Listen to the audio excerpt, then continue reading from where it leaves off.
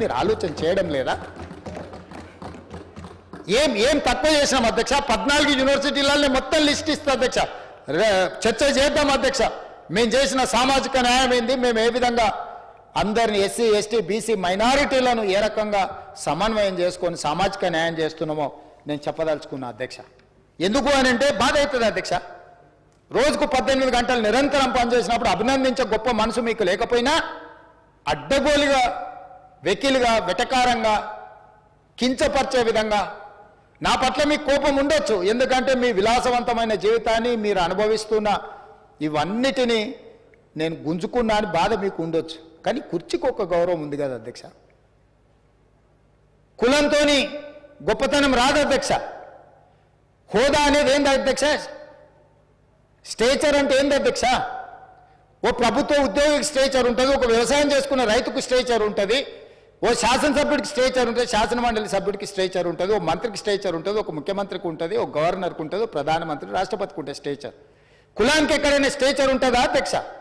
మీ కులం గొప్పది ఉండొచ్చు అని మీరు అనుకోవచ్చు, మీరుగా మీకు స్టేచర్ ఆపాదించుకోవచ్చు, నాకు అభ్యంతరం లేదు. అంత మాత్రాన మిగతా వాళ్ళందరినీ కూడా తీసి పడేసినట్టు మాట్లాడడం మంచిదా అధ్యక్ష? ఎక్కడి సాంప్రదాయం అధ్యక్ష? ఎక్కడి నుంచి తెచ్చుకున్నారు? ఎవరు నేర్పినారు వీళ్ళకి? ఇది ఏ వ్యవస్థ నుంచి నేర్చుకున్నారు? కుల వ్యవస్థను నిర్మూలించాలని మనం అనుకుంటుంటే కుల దురహంకారం ఇంకా మా మీద ప్రదర్శించడం బాధ్యత న్యాయమా అధ్యక్ష? గవర్నర్ను గౌరవించరు, స్పీకర్ గారిని గౌరవించరు, ఏకవచనంతో మాట్లాడతారు, ఎట్లా పడితే అట్లా దూషిస్తారు, మళ్ళీ దాన్ని సమర్థించుకుంటే ధర్నాలు చేస్తామంటారు. ఈ బరితెగింపు దేన్ననాలే? ఎందుకు ఈ బరితెగింపు? ఏంది ఇది? ఎక్కడికి దారితీస్తుంది? దీన్ని ఎక్కడొక్క దగ్గర నిలువరించకపోతే ఎట్లా అని నేను అడుగుతున్నా అధ్యక్ష. సభ్యులందరినీ అడుగుతున్నా అధ్యక్ష, ప్రతిపక్షాన్ని కూడా అడుగుతున్నా. ఇది మా ఒక్కరి బాధ్యత కాదు. చట్టసభలలో మనల్ని మనం గౌరవించుకోనప్పుడు సమాజం మనల్ని ఎందుకు గౌరవిస్తుంది? వాళ్ళకి లేదా బాధ్యత? 10 సంవత్సరాలు ప్రభుత్వాన్ని నడిపినాం, 20 ఏళ్ళు ఉద్యమాలు చేసినాం, కేంద్రంలో రాష్ట్రంలో పనిచేసినామని ఎన్నో చెప్తారు, అన్నీ కరెక్టే. మీ విచక్షణ జ్ఞానం ఎక్కడ పోయింది? అజ్ఞానమే విజ్ఞానం అనుకునే రోజులు వచ్చినాయా? అడ్డగోలుతనమే గొప్పతనం అనుకునే పరిస్థితులు వచ్చినాయి ఈ రాష్ట్రంలో నేను అడుగుతున్నా అధ్యక్ష. అందుకే ఈరోజు యువత కోసం నైపుణ్యాన్ని పెంపొందించాలి. ఎంతమంది చాలా వివరాలు మా బట్టి గారు చెప్పిన ఆయన కూడా నేను చెప్పదలుచుకున్నాను అధ్యక్ష.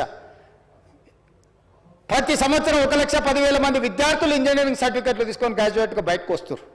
కానీ ఉద్యోగానికి పోయినప్పుడు సాంకేతిక నైపుణ్యం లేకపోవడంలో ఉద్యోగాలు రావడం లేదు. తల్లిదండ్రులు ఊర్లలో రూపాయి కూడబెట్టి చదివిస్తే ఇంజనీరింగ్ పట్టా పొందే ఊర్లో వ్యవసాయానికి పోలేకపోతారు, చిన్న ఉద్యోగాలు చేయలేకపోతారు. ఇంజనీరింగ్లో వాళ్ళకు ఉండాల్సిన నైపుణ్యం లేదు. అందుకే ఆలోచన చేసి మిత్రుడు శ్రీధర్ బాబు గారు మిగతా మంత్రులందరితో నేను మాట్లాడి ఏం చేయాలి, ఇక్కడ ఎక్కడో గ్యాప్ ఉంది, రిక్వైర్మెంట్కి సప్లై అండ్ డిమాండ్లో గ్యాప్ ఉంది, దీన్ని ఏం చేయాలని మేధోమదనం చేసి మేధావులందరినీ కూర్చోబెట్టి కార్పొరేట్ కంపెనీలను కూర్చోబెట్టి పదే చర్చించిన తర్వాత యంగ్ ఇండియా స్కిల్స్ యూనివర్సిటీ సాంకేతిక నైపుణ్యాన్ని పెంపొందించాలి.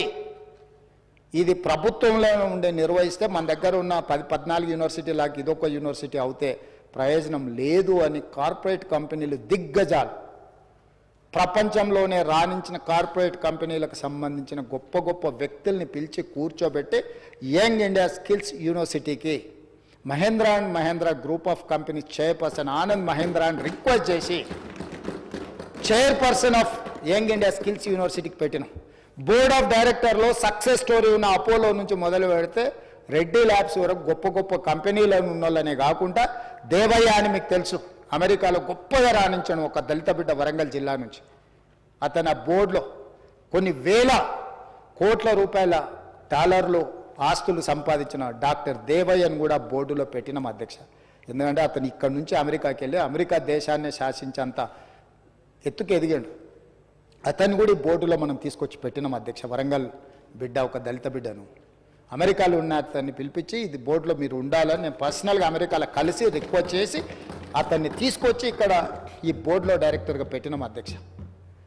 ప్రతి పనిలో సూక్ష్మంగా ఆలోచన చేసి భవిష్యత్ తరాలకు ఆదర్శంగా నిలబడాలి అని చెప్పి ఈరోజు మేము నిర్ణయాలు చేస్తుంటే ఆ స్కిల్స్ యూనివర్సిటీ రాబోయే రోజుల్లో ప్రపంచానికే నైపుణ్యంతో కూడుకున్న యువతను అందిస్తుంటే ఆ రోజు మాకు ఆనందం ఉంటుంది. సింగపూర్ వెళ్ళి సింగపూర్లో టెక్నాలజీ సెంటర్ సింగపూర్ గవర్నమెంట్తోని ఒక ఎంఓయూ అండర్స్టాండింగ్ చేసినాం నేను శ్రీధర్ బాబు గారు. సాంకేతిక నైపుణ్యంలో శిక్షణ ఇచ్చే వాళ్ళకు ఇక్కడ ఉండే లెక్చరర్స్కి శిక్షణ ఇచ్చే విధంగా శిక్షణ ఇచ్చే వాళ్ళకే శిక్షణ ఇవ్వడం ద్వారా దీన్ని పెంపొందించాలి అని సింగపూర్ ప్రభుత్వంతో ఒప్పందం చేసుకొని అక్కడ మంత్రులను ప్రభుత్వాన్ని మాట్లాడి ఒప్పందాల మీద సంతకాలు పెట్టి young India skills university vice chancellor నుంచి స్పెషల్ చీఫ్ సెక్రటరీ మేము అందరం వెళ్ళి ఒప్పందాలు చేసి ఈరోజు మనకు వాళ్లకు విద్యార్థులనే కాదు శిక్షణ ఇచ్చే లెక్చరర్స్ను కూడా అక్కడికి ఇక్కడికి పంపించాలని మన విద్యార్థులను కూడా సింగపూర్ పంపించి అక్కడున్న సాంకేతిక నైపుణ్యం నేర్చుకునే విధంగా ఈరోజు నిర్ణయాలు తీసుకొని ఒప్పందాలు చేసి వచ్చినాం అధ్యక్ష. అదేవిధంగా యుఎస్లో స్టాన్ఫర్డ్ యూనివర్సిటీకి పోయి వచ్చినాం, చూసి వచ్చినాం. ప్రపంచంలో పేరెన్నికగన్న స్టాన్ఫర్డ్ యూనివర్సిటీని కూడా మన యంగ్ ఇండియా స్కిల్స్ యూనివర్సిటీలో ఏదో రకంగా వాళ్ళని భాగస్వాములను చేయాలని, ఆక్స్ఫర్డ్ యూనివర్సిటీని అందులో భాగస్వాములు చేయాలని ప్రపంచంలో గొప్ప గొప్ప యూనివర్సిటీలతో ఒక ఒప్పందానికి ఏదో రకంగా వాళ్ళ సహకారం తీసుకొని దీన్ని ముందుకు తీసుకెళ్లాలని మేము నిరంతరం పనిచేస్తుంటే మా పర్యటనలో అవహేళన చేస్తారు, ఎటకారంగా మాట్లాడతారు అధ్యక్ష. అదేవిధంగా ఐటీఐలు 1956లో మొదలైన అధ్యక్ష ఇండస్ట్రియల్ ట్రైనింగ్ ఇన్స్టిట్యూట్స్ 1956లో మొదలైన ఐటీఐలు ఈరోజు 65 ఉన్నాయి తెలంగాణ రాష్ట్రంలో. కానీ 30-40 ఏళ్ల కింద ఉన్న సిలబస్ తోటి ఆడ ఎలక్ట్రికల్ ఫిట్టర్ ప్లంబర్ ఈ పనులు ఎప్పుడో 40 ఏళ్ల కింద తయారు చేసిన సిలబస్తో నేర్చుకుంటే బయటకు వస్తే వాడు నేర్చుకున్న డీజిల్ మెకానిక్ నేర్చుకుంటుంది. వానికి ఏం కార్ మీద నేర్చుతుంది అధ్యక్ష? Ambassador fiat car. వాడు ఆడ పని నేర్చుకొని బయటకు వస్తే అంబాసిడర్ ఫియట్ ఏడు దొరకాలి రిపేర్ చేయడానికి. అట్లనే ఈ రోజున్న సాంకేతిక నైపుణ్యం మారిపోయింది అధ్యక్ష.